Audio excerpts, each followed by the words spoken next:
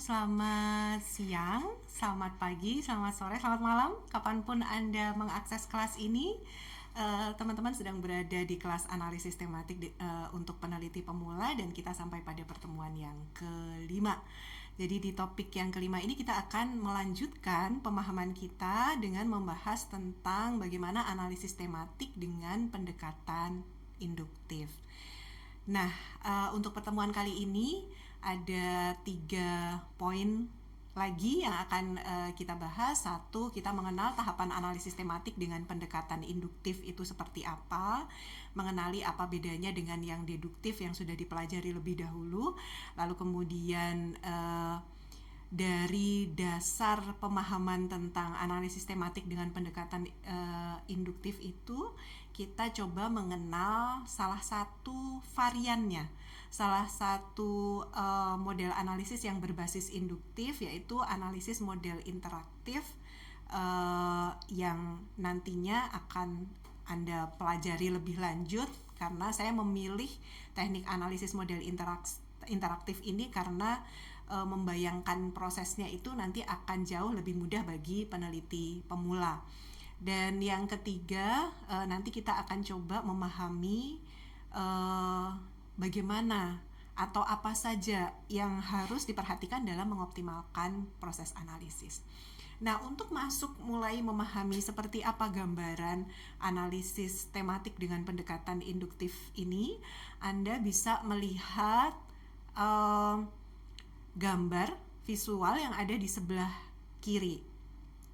Sedikit mengingatkan kembali bahwa kalau untuk varian atau pendekatan sebelumnya tentang analisis tematik menggunakan pendekatan deduktif, kita akan memulai perjalanan dalam proses menganalisis itu dengan terlebih dahulu membuat manual code. Anda masih ingat tentunya ya. Nah, di dalam model induktif ini, kita tidak membuat manual code terlebih dahulu karena kita akan langsung berinteraksi dengan data. Sehingga jika digambarkan, kita akan memulai dengan data. Anda bisa lihat di bagian yang paling bawah, kita akan mulai beradaptasi dengan data kita, mulai membaca transkrip, mendengarkan kembali rekaman dari wawancara untuk memahami seperti apa gambaran dari cerita masing-masing partisipan. Lalu setelah itu dari verbatim yang sudah ada, kita akan mulai melakukan pengelompokan tema-tema. Artinya kita akan mulai menetapkan, kita menemukan tema apa saja, kita memberikan nama tema tertentu sesuai dengan interpretasi yang kita lakukan gitu ya. Lalu kita berikan nama tema tertentu, baru setelah itu nanti kita akan melakukan pengelompokan tema-tema tersebut. Nah, biasanya nanti setelah tema-tema dikelompokkan, kita menjadi tahu apa saja sebenarnya tema-tema dari keseluruhan data yang kita peroleh gitu ya.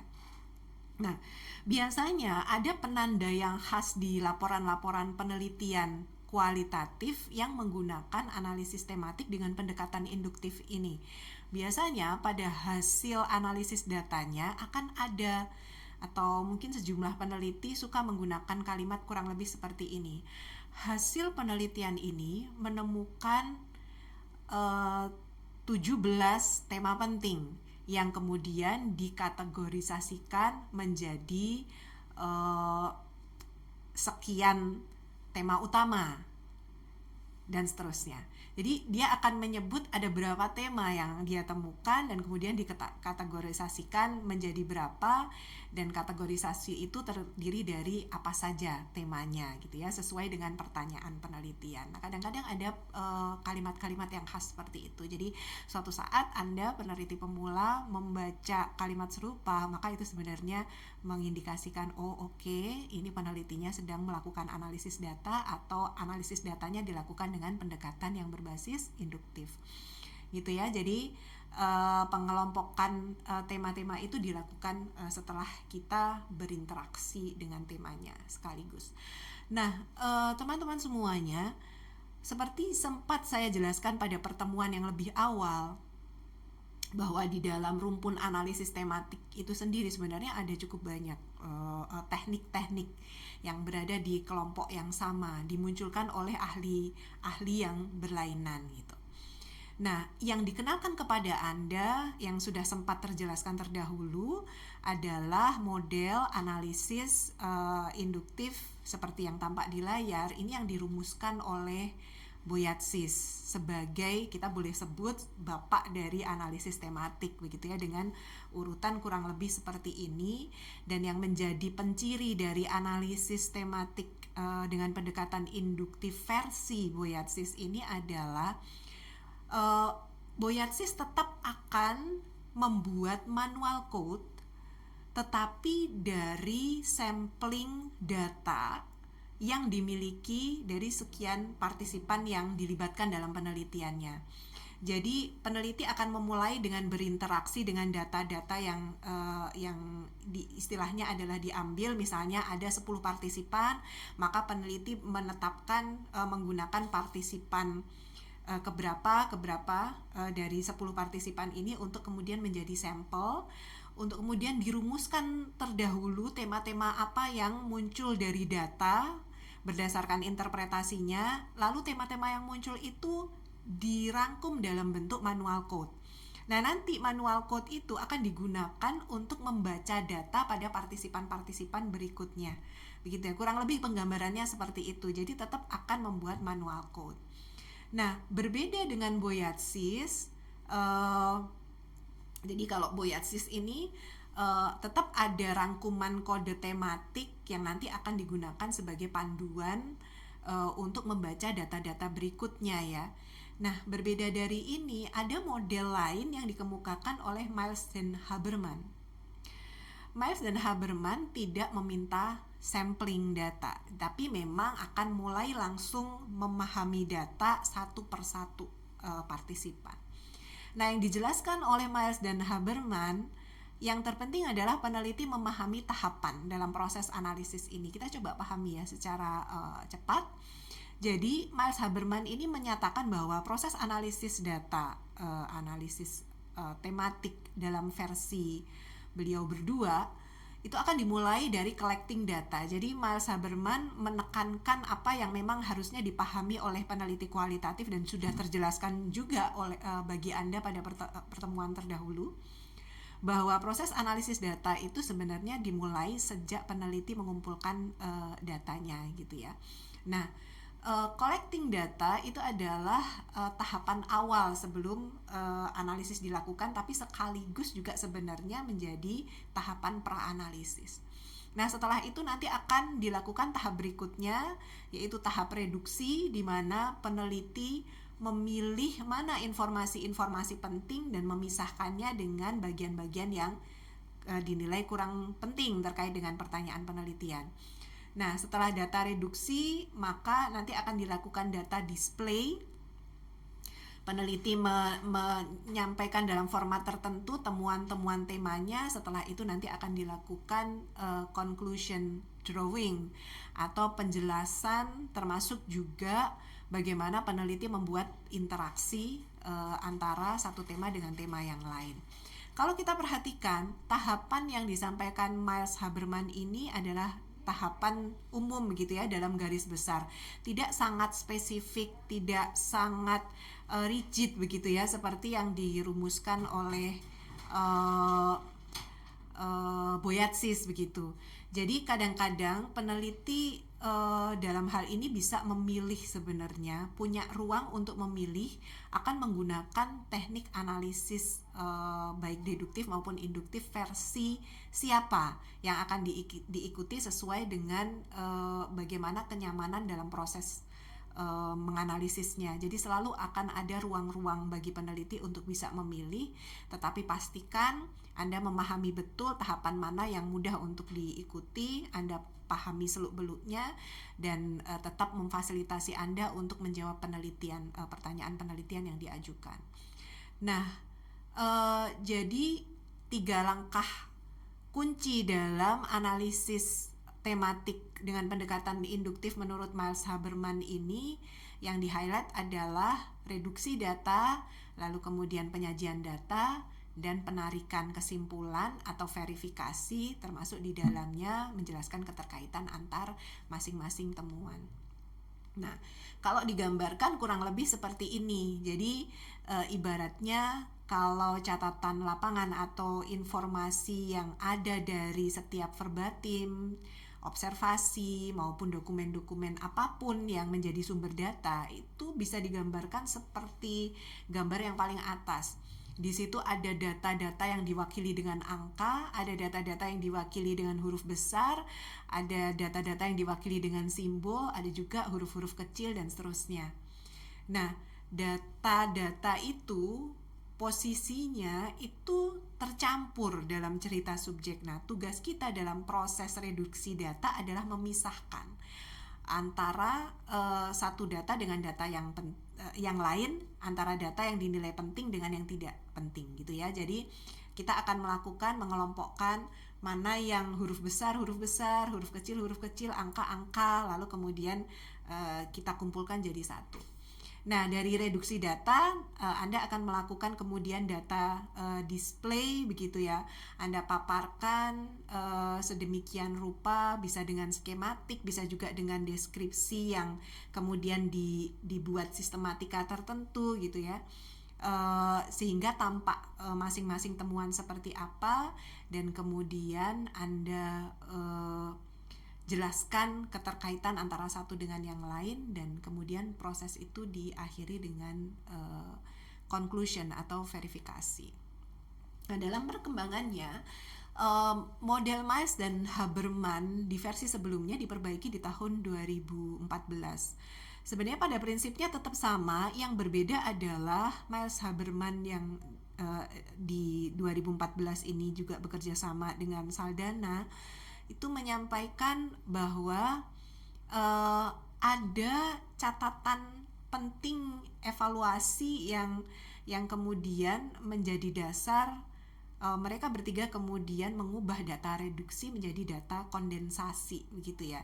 Nah, di data kondensasi ini yang ingin ditekankan oleh Miles, Haberman, dan Saldanha adalah bagaimana peneliti itu benar-benar bisa melakukan identifikasi tema-tema secara padat, secara akurat, tidak terburu-buru mengurangi data, karena dikhawatirkan kata reduksi ini cenderung kemudian menstimulasi peneliti untuk kemudian mudah menghapus data atau mudah memisahkan antara data-data yang di awal dinilai tidak penting, karena boleh jadi dalam perkembangan berikutnya data-data yang awalnya dinilai tidak penting itu ternyata bisa memuat tema-tema tertentu yang krusial untuk menjawab pertanyaan penelitian. Oleh karena itu digunakan istilah yang lebih baru, yaitu data kondensasi, untuk memperjelas, menekankan bahwa peneliti harus hati-hati dalam mengidentifikasi data-data penting ini dan memastikan temuan temanya itu padat, solid, didukung oleh evidence yang memadai. Nah, kurang lebih demikian dalam tahapan analisis induktif. Jadi kita tidak secara langsung menggunakan manual code. Cara kita kerja dalam pendekatan induktif ini adalah mulai berinteraksi dengan data, menggunakan insight kita, kepekaan kita untuk bisa memberikan nama-nama tema secara tepat, dan kemudian itu yang akan dirangkai dalam menjawab pertanyaan penelitian. Nah, dalam proses melakukan analisis data, kita perlu menyadari ada beberapa poin yang harus kita upayakan untuk mengoptimalkan proses maupun temuan yang akan diperoleh nantinya. Yang pertama, ini penting untuk dipahami peneliti pemula, hindari untuk terjebak pada data-data permukaan atau data-data yang perifer. Jangan mudah untuk kemudian kadang-kadang peneliti merasa euforia karena seolah-olah mendapatkan jawaban atas pertanyaan penelitian dengan mudah karena itu tersurat dari kata-kata partisipan penelitiannya. Sebagai contoh misalnya ada satu penggalian data dan itu tertulis di verbatimnya, peneliti menanyakan bagaimana pengalaman Anda, apa yang Bapak rasakan ketika mengalami PHK. dari pekerjaan yang sudah ditekuni lebih dari 15 tahun. Kemudian partisipannya mengatakan bahwa ya saya nerima, saya baik-baik aja sampai dengan hari ini. Lalu kemudian peneliti menyimpulkan bahwa memang subjek baik-baik saja atau partisipan baik-baik saja. Padahal ketika di-recheck dengan penggalan cerita yang lain, ternyata partisipan ini ada menuliskan, saya berat sebenarnya menerima ini. Ini sulit bagaimanapun karena saya satu-satunya pencari nafkah di dalam keluarga. Nah, artinya baik-baik saja bisa menerima itu bermakna sebenarnya bersayap. Apakah memang benar-benar bisa menerima atau sebenarnya dia sedang dalam proses untuk menuju itu. Nah, hal-hal yang sedemikian itu perlu menjadi perhatian peneliti untuk tidak kemudian terjebak pada informasi-informasi yang perifer, tetapi harus recheck dengan penggalan cerita lain dari wawancara dengan partisipan tersebut, baik di wawancara yang sama maupun wawancara berikutnya. Nah, yang kedua, cermat dalam menarik tema dari data dan mengkategorisasikannya secara tepat. Di dalam analisis data dengan pendekatan induktif itu, penamaan tema akan sangat bergantung pada kepekaan peneliti. Apakah sebuah pernyataan itu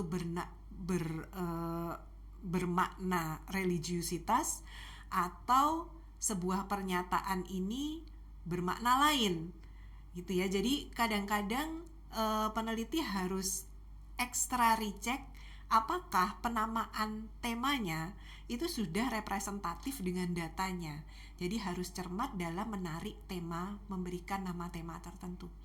Dan yang ketiga, selalu ingat apa yang menjadi fokus penelitian untuk memastikan jangkauan analisis data yang dilakukan ya. Jadi jangan sampai kemudian Anda terjebak dalam cerita partisipan. Tadinya sebenarnya yang ditanyakan adalah sebuah proses, tetapi yang dijelaskan adalah karakteristik atau ciri-ciri atau faktor-faktor yang mempengaruhi, gitu ya. Jadi selalu ingat apa yang menjadi fokus penelitian Anda. Jadi jawaban yang dihasilkan harus menjawab apa yang menjadi fokus atau pertanyaan penelitian. Dan yang keempat adalah perlu untuk konsisten dalam cara melakukan analisis.